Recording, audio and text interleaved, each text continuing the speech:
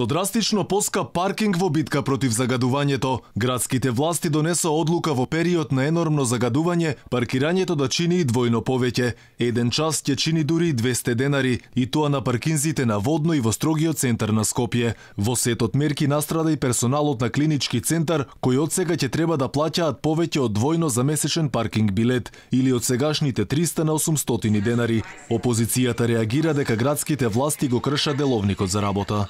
Образложението е 5 реда, во кои се наведени само членовите од Законот за локалната самоуправа и Законот за јавните предпријатија и ништо друго.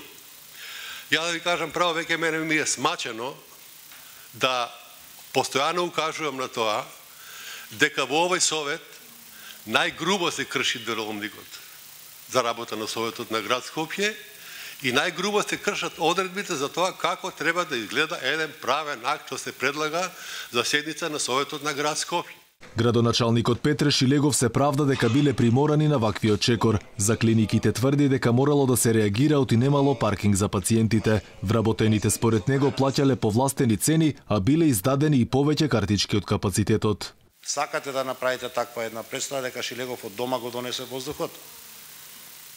Во Скопје? Па го пушти.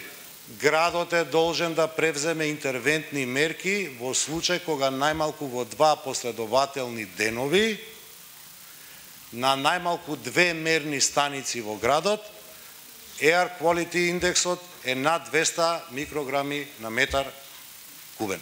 Од синдикатот на клинички бараат одлуката да се повлече. Реагираа дека вработените и сега се соочени со недостиг од паркинг места. Предупредуваа дека мерката ќе ги погоди оние со ниски примања и бараат надлежните да им обезбедат бесплатно паркирање. Опозицијата реагира дека Шилегов ги зголемува цените за граѓаните, а од друга страна го зголемува и бројот на вработени во јавното предпријатие градски паркинг во кое сега работат 258 луѓе. Инаку одлуката за поскап паркинг ќе се воведува кога 2 дена поред штетните честички во воздухот ќе бидат на 200 микрограми на кубен метар. Во овие периоди граѓаните ќе треба да користат јавен превоз, кој пак и сега едве одговара на потребите на скопјани. ЈСП веќе предупреди дека нема капацитет да ги покрие потребите на метрополата.